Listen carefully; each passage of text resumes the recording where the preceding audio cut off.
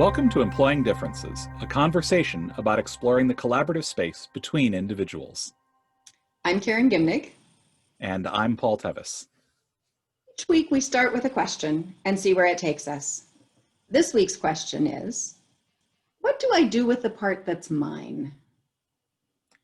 Karen, what the heck does that mean? I think it refers to where our culture, I think, brings us. When we enter a collaborative space and we bring a piece of ourselves, we bring some work that we've done, we bring ideas that we've done, we bring, a vision or a plan or a mission, but we bring this piece that's ours because we've done it and it belongs to us, or ours because we hold it deeply in our heart, or there's lots of ways that it's mine. But I arrive with this piece that's mine into a project that I want to be collaborative, that is a team project, that's where I'm going with it. And so I thought it was worth perhaps exploring today. What do we do with the part that's mine when I enter into a thing that's ours? Yeah, the mine and ours, and also part of that, the yours. Right. It's like, how do we relate to those things? Because when we come into collaboration, usually it's because we are intending that it be ours, but not always, and not all of it. And negotiating what that means, we often don't have good language around that, or we don't have good habits around being able to really talk through what it is we intend with this. And it's very natural that we become really attached to things that we have put energy into or that we care deeply about. We see this a lot with anytime someone founds or creates something, right? So like I work a lot with folks in startups, and you have the early, either the founders or the people who are early employees who care very, very deeply about the way things should be done. And is it going to succeed, and is it going to fail, and all of these various different things. And they sometimes have difficulty collaborating around those things and taking those things that were theirs and making them belong to the group. And that gets in the way of sometimes of their goals, of the things that they want. Yeah. And you mentioned not having the language for it. I think it's worse than that. We don't even have the internal understanding, which goes with that. But I think we often fail to ask the question, is this something that I want to keep being mine? Is this something that I want to belong to the group?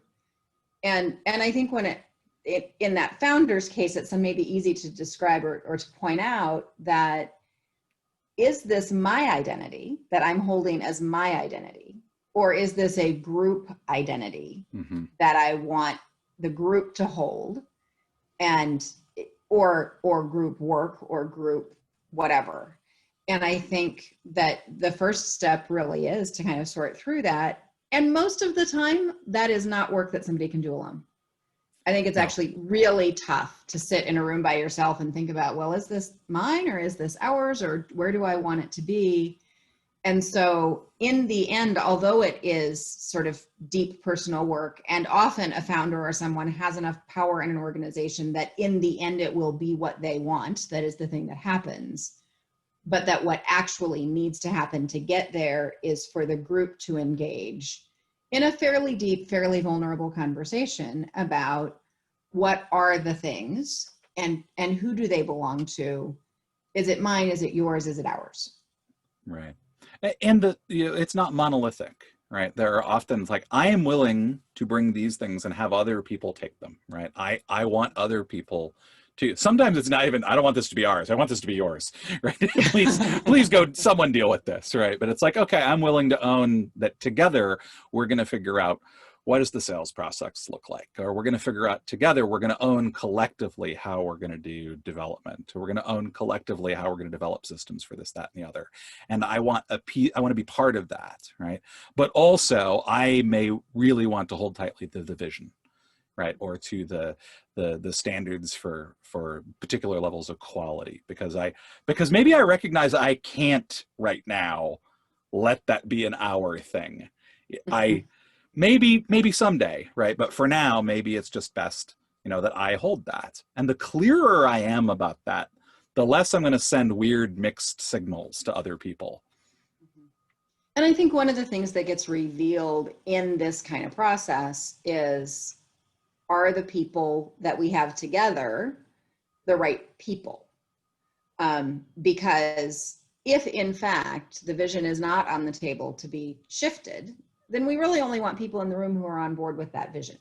Right. And I think sometimes we get into such a collaborative mindset that we say, well, everybody has to have a input or a say or a voice in this. And sometimes everybody doesn't include, like, you got to be clear about who everybody is. Mm-hmm. and what really is on the table and what really isn't. And then once you've done that, then the trust thing shows up, and the things that you've said are ours. That means really letting go.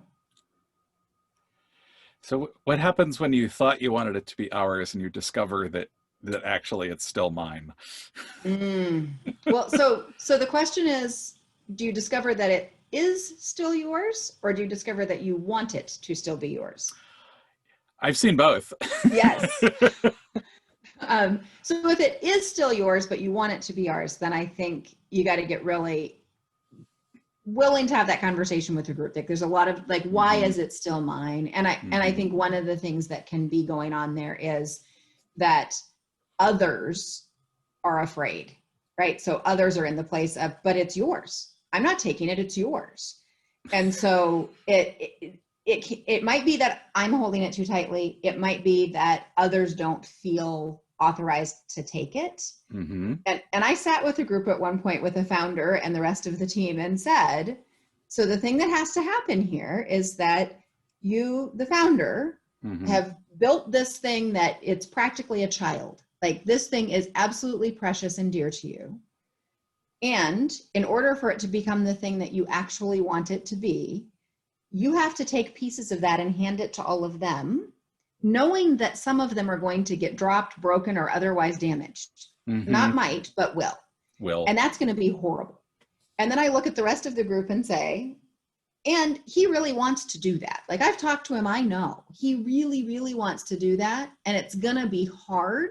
So what he needs is for you to go take it. Like, he needs you to go grab those things and wrench them away from him and go handle them, and be willing to just stand up and step into that role. And being able to, just as an outsider, say those two pieces to each other created permission for both to sort of say, on the one hand, I know I'm holding on too tightly. I want to let go, but yeah. And then the other side to be saying, I know, I understand that you want to hold it, but you need to give it to me. Mm-hmm.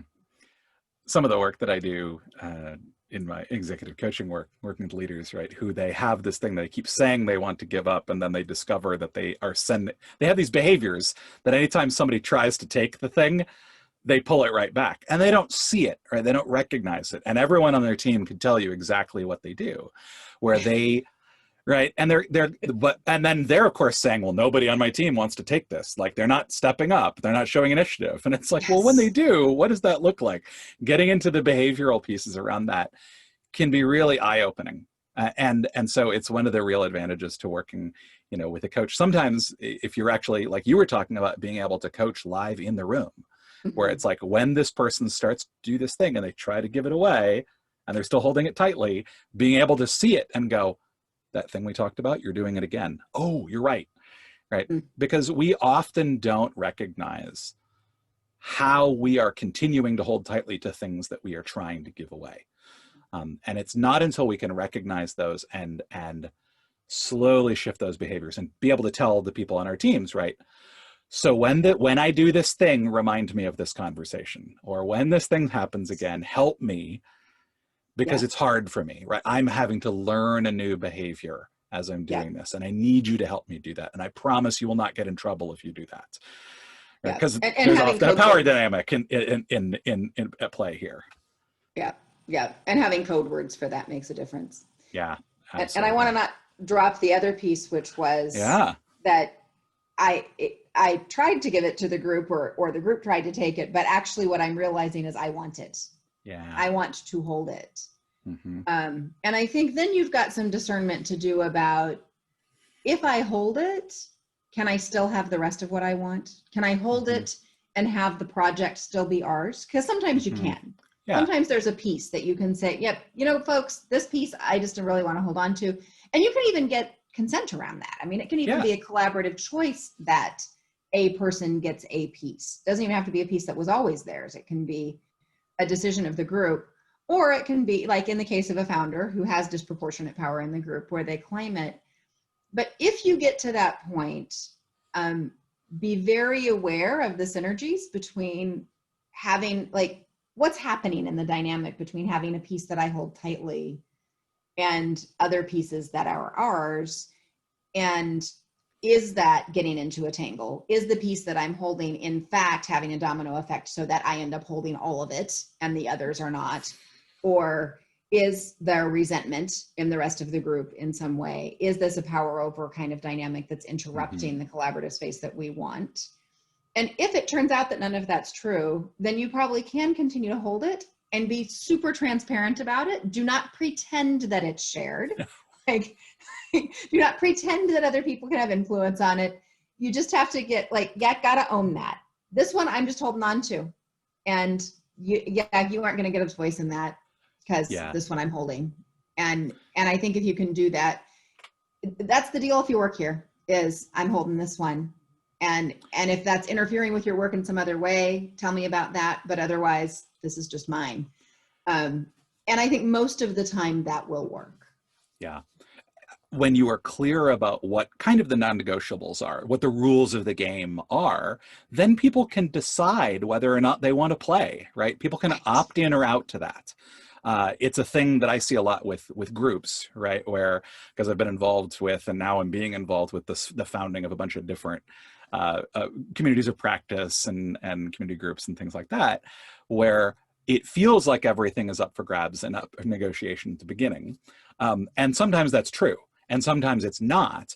But the clearer you are about what is not, the more people have the opportunity to say, oh yeah, no, I want in on that. Or no, I really want out. Like, purpose is a big thing about that for me, where it's like, I want to be super clear. This is the purpose of the group. It exists to do this thing. This is how we will know that it is achieving that. And how we go about doing it, I'm totally open to. But what I want is for people to say, yes, I want to be part of a group that has that as its purpose, or not. Like, that is the part that those are the rules of engagement here. So the more clear you are about what are the things that are held tightly, that are yours, right, that you're holding on to, the more it puts people at choice about that. When it's muddy, it gets problematic. Yeah. And I think, just to take that one step further, when it's muddy early on, which it almost always is, by the way, because we just want people to join us and we want people to get involved, so we leave it muddy. Yep. One of the things that happens is that will sort itself out. At some point, usually the mission will get really clear that there is a difference of opinion about what it is we're actually trying to do here. And when that happens, it may be the founder who is no longer aligned with the mission of the group. And the thing to do at that point is not to try to force a group that's not aligned to sort of come to alignment. The thing is to look around and go, okay, where is there a group and a mission that match? And let that move forward with success.